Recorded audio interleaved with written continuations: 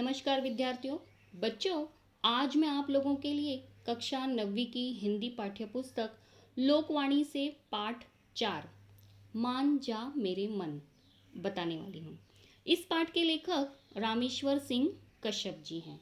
रामेश्वर सिंह कश्यप जी का जन्म बिहार के रोहतास जिले के सेमरा गांव में हुआ था। बच्चों, सन 1950 में पटना के भीषण कॉलेज से उन्होंने एमए किया तथा उसी साल ये पटना विश्वविद्यालय में हिंदी के व्याख्याता पद पर नियुक्त हुए। बाद में एसपी जैन कॉलेज सासाराम के प्राचार्य हुए। रामेश्वर सिंह कश्यप का रेडियो नाटक लोहा सिंह भोजपुरी का पहला सोप ओपेरा है। इनकी कुछ प्रमुख कृतियां हैं बच्चों।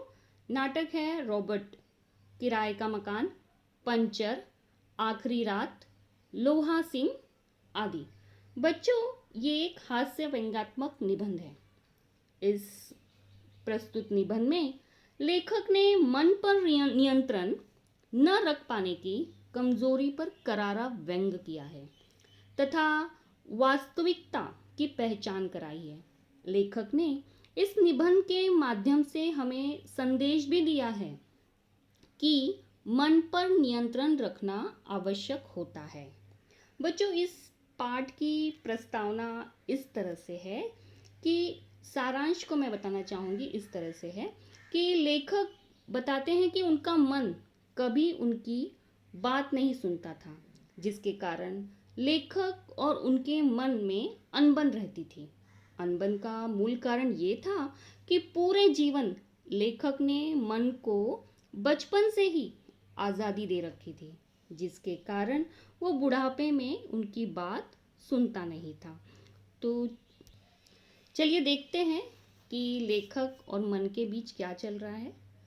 तो मामला बड़ा संगीन था। मेरे हाथ में स्वचलित आदमी तोलने वाली मशीन का टिकट था, जिस पर वजन के साथ टिप्पणी लिखी थी।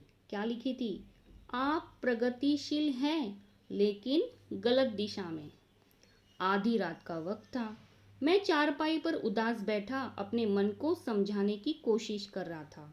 मेरा मन रूठा सा सूने कमरे में चहलकदमी कर रहा था।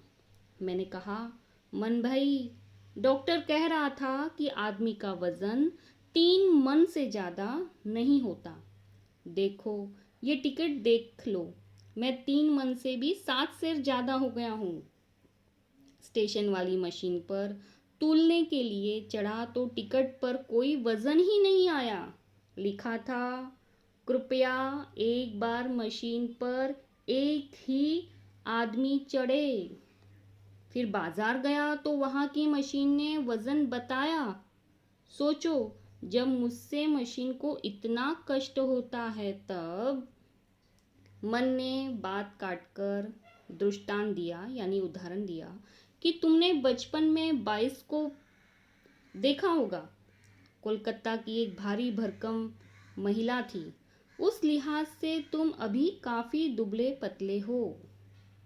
मैंने कहा, मन भाई, मेरी जिंदगी बाइस्कोप होती तो रोग क्या था? मेरी तकलीफ़ों पर गौर करो। रिक्शे वाले मुझे देखकर ही भाग खड़े होते हैं। दर्जी अकेले मुझे नाप नहीं सकता।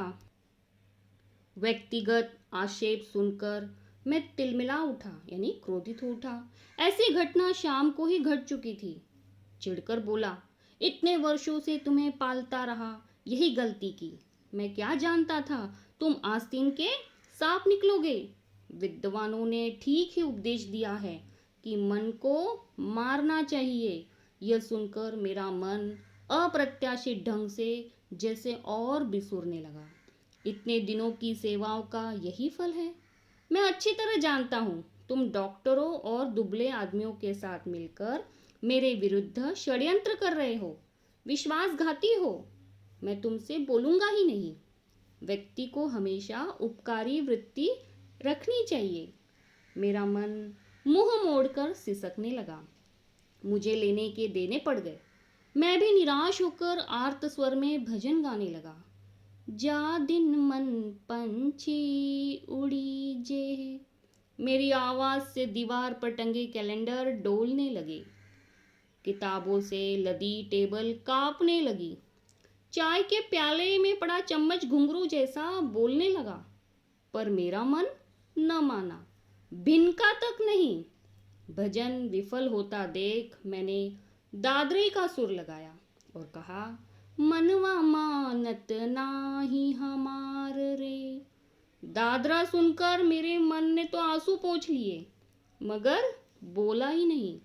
मैं सीधा नए काट के कंठ संगीत पर उतर आया और बोला, मान जा मेरे मन, चांद तू मैं गगन, फूल तू मैं चमन, मेरी तुझ में है लगन, मान जा मेरे मन।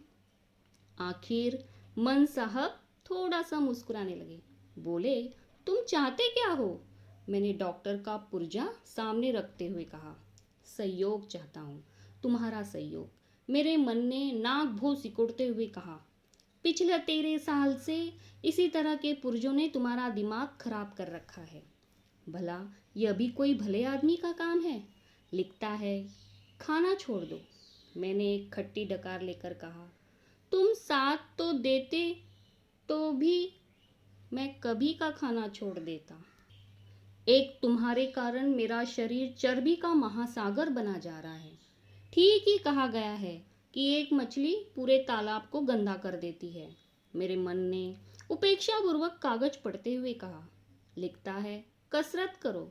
मैंने मुलायम तकिए पर कूहनी टेक कर जम्हाई लेते हुए कहा, कसरत करो। कसरत का सब सामान तो है ही अपने पास, सब शुरू कर देता हूँ। मैंने रुआसा होकर कहा, तुम साथ दो तो यह भी कुछ मुश्किल नहीं है। सच पूछो तो आज तक मैंने देखा ही नहीं कि यह सूरज निकलता किधर से है। मन ने बिल्कुल घबरा कर कहा, लेकिन दौड़ोगे कैसे?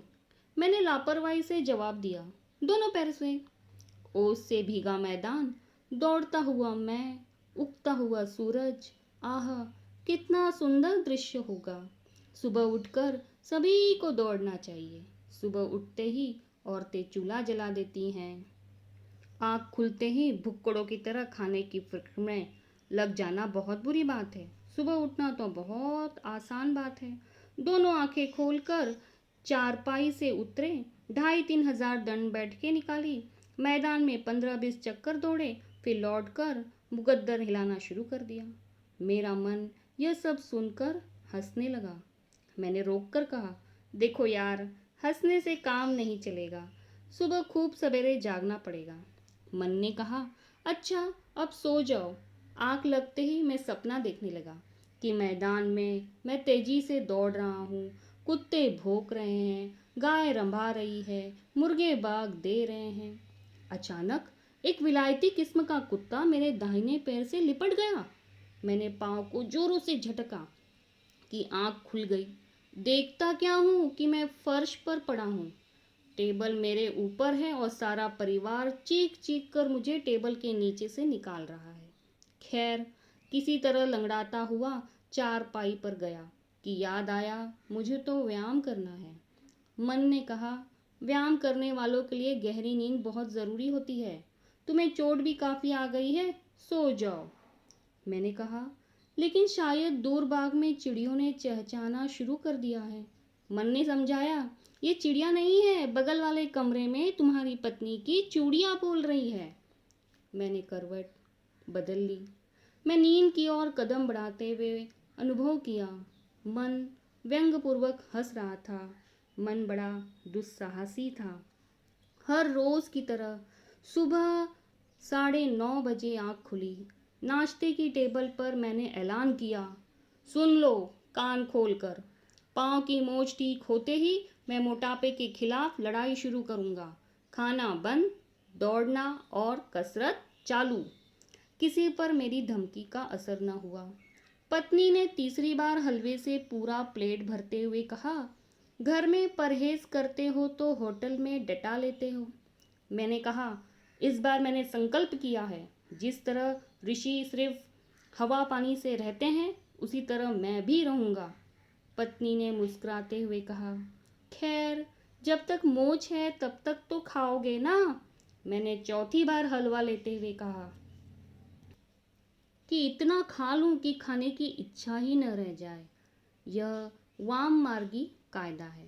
उस रात नींद में मैंने पता नहीं कितने जोर से टेबल में ठोकर मारी थी कि 5 महीने बीत गए पर मोच ठीक नहीं हुई। यूं चलने फिरने में कोई कष्ट न था, मगर जो ही खाना कम करने या व्यायाम करने का विचार मन में आता, बाएं पैर के अंगूठे में टिस सी उठने लगती। एक दिन रिक्शे पर बाजार जा रहा था। देखा फुटपाथ पर एक बूढ़ा वजन की मशीन सामने रखे है, घंटी बजाकर लोगों का ध्यान आकृष्ट कर रहा था। रिक्शा रोककर जो ही मैंने मशीन पर एक पांव रखा, तोल का काटा पूरा चक्कर लगाकर अंतिम सीमा पर थरथराने लगा, मानो अपमानित कर रहा हो। बूढ़ा आतंकित होकर हाथ जोड़कर खड़ा हो गया, बोला, दूसरा पाव न रखिएगा महाराज, इसी मशीन से पूरे परिवार की रोजी चलती है। आसपास के राहगीर हंस पड़े। मैंने पांव पीछे खींच लिया। मैंने मन से बिगड़ कर कहा, मन साहब, सारी शरारत तुम्हारी है, तुम्हारी दृढ़ता ही नहीं, तुम साथ देते तो मोटापा दूर करने का मेरा संकल्प अधूरा न रहता। मन ने कहा, भाई जी, मन तो शरीर के अनुसार होता है, मुझ में तुम दृढ़ता की आशा ही क्यों करते हो।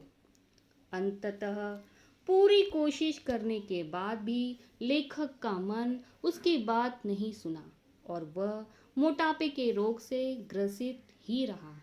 इसलिए लेखक बताना चाहता है कि हमें अपने मन पर नियंत्रण अवश्य रखना चाहिए, जिससे कि हम बुरी चीज़ों से दूर रहें। तो बच्चों, बताइए आप लोगों को ये निबंध कैसा लगा, और उम्मीद करती हूँ कि आप लोगों को ये पाठ समझ में भी आ गया होगा। तो फिर मिलते हैं अगली वीडियो में।